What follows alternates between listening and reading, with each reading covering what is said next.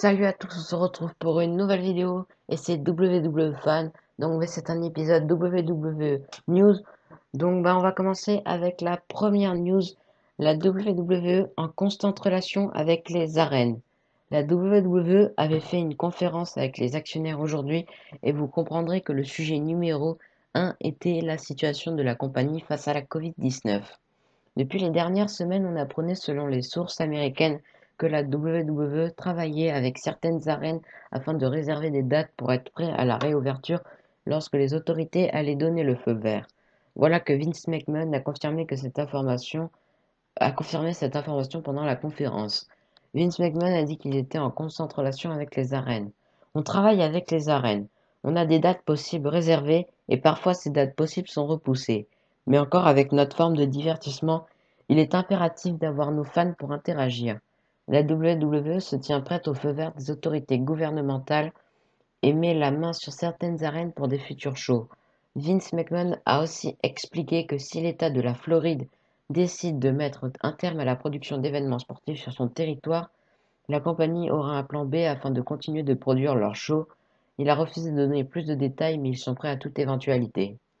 Donc voilà, c'était tout pour cette première news. On va passer à la deuxième news. Et la deuxième news, c'est que Vince McMahon s'exprime sur la chute des audiences. Depuis le début des shows au Performance Center, la WWE perd beaucoup de téléspectateurs pour Raw et SmackDown. Passant sous la barre des 2 millions de téléspectateurs, le show rouge a d'ailleurs dernièrement réalisé sa pire audience depuis 1993. Des chiffres causés par la situation actuelle qui peuvent faire inquiéter. Vince McMahon s'est exprimé sur cette chute des audiences durant un appel téléphonique avec les actionnaires de la WWE et il reste confiant. Ainsi, le patron de la WWE a déclaré que la fédération était confiante à l'idée de produire des programmes de qualité, et ce même dans les pires situations comme en ce moment. Il reconnaît que les chiffres sur Internet ont continué d'augmenter pendant la pandémie, mais que les audiences à la télévision étaient impactées par la Covid-19 ainsi que le manque de foule en direct. Cependant, la WWE reste le show numéro 1 sur USA Network qui diffuse Raw et NXT aux États-Unis et le show numéro 1 le vendredi dans certaines tranches d'âge avec SmackDown sur la Fox. Vince McMahon a conclu en disant qu'il s'attendait à ce que le retour des événements sportifs aide à faire remonter les audiences de la WWE. Le patron pense également que leur roster de talents charismatiques aura un impact positif sur les audiences à long terme. On verra ça durant les prochains mois. Donc voilà, c'était tout pour cette troisième news. Donc on va passer à la... non, c'était tout pour cette deuxième news. Donc on va passer à la troisième news. Salut on se retrouve pour une troisième news. Et donc la WWE a déjà pensé à une fin pour le New Day. Xavier Wood et Kofi Kingston seront tous les deux absents durant les prochaines semaines. Ainsi, Biggie est le dernier membre du New Day à aller sur le ring et aura droit à un petit run en solo, dont il voulait tant. C'est la première fois depuis la formation du New Day en 2014 que le catcheur se retrouve seul. Cependant, la WWE a eu des plans pour lui qui auraient mis fin au groupe.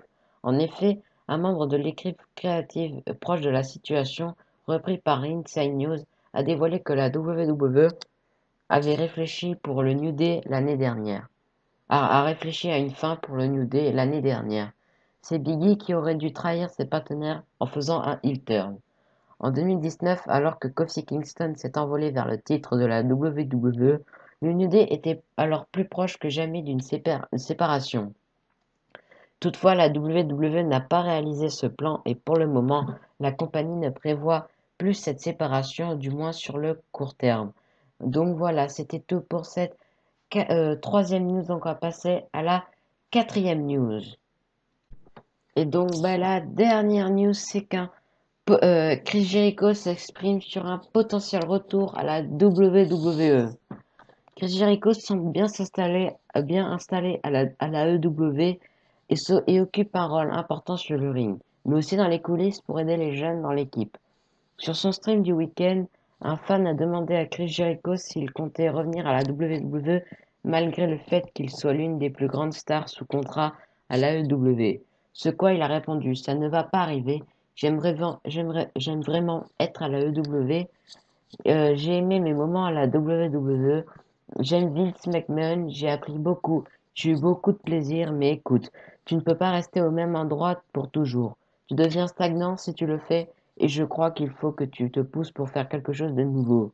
L'AEW était en direct, sans restriction quand je suis venu la première fois, et nous faisons tellement un excellent boulot pour promouvoir la marque et la compagnie. Jericho a ensuite précisé que le Demo God, le roi de la démo, euh, est bien réel, mais qu'il sait que ce n'est pas seulement grâce à lui, mais à toute l'équipe. Comme par exemple le False Count Anywhere match qui a fait dépasser le 1 million de téléspectateurs à Dynamite mercredi dernier. Donc voilà, c'était tout pour ce deuxième épisode de WWE News. On va passer au dernier épisode.